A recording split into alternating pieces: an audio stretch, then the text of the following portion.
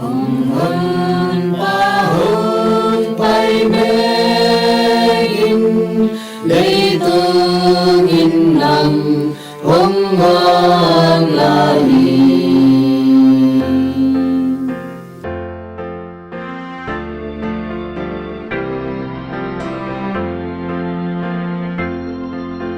honpa honpai meng in lấy tương in nang hong ngạc lahi DAWNNA ting bay Sakding in gong lam en den uhi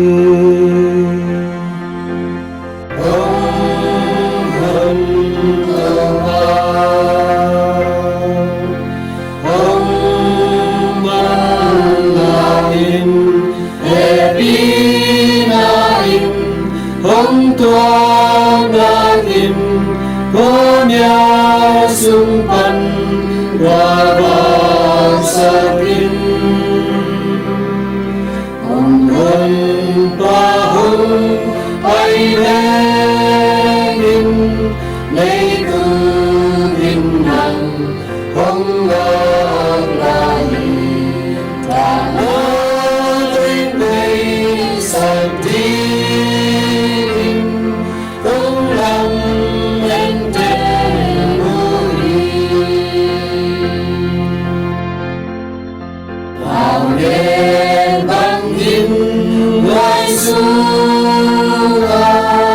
lung lên na to đứng bay cha mình không biết tiếng tu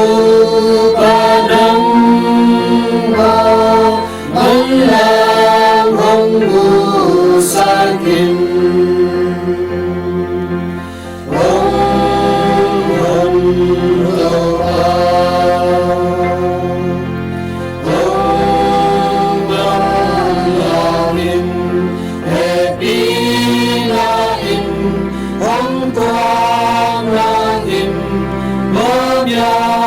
xung quanh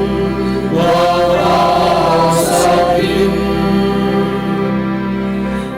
honpa honpai meng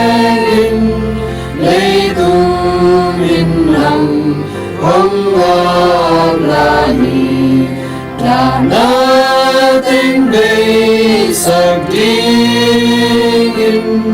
cũng lòng en den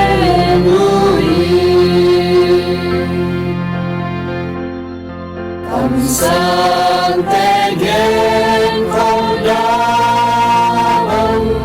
ngắm kẹp lơ kề không ngon lại và tan nghiêm cho con cha bằng mong là hồng hoang gia in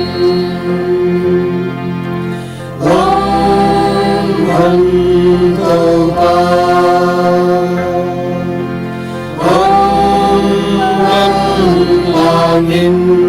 happy na in hong toan na in wanya xung quanh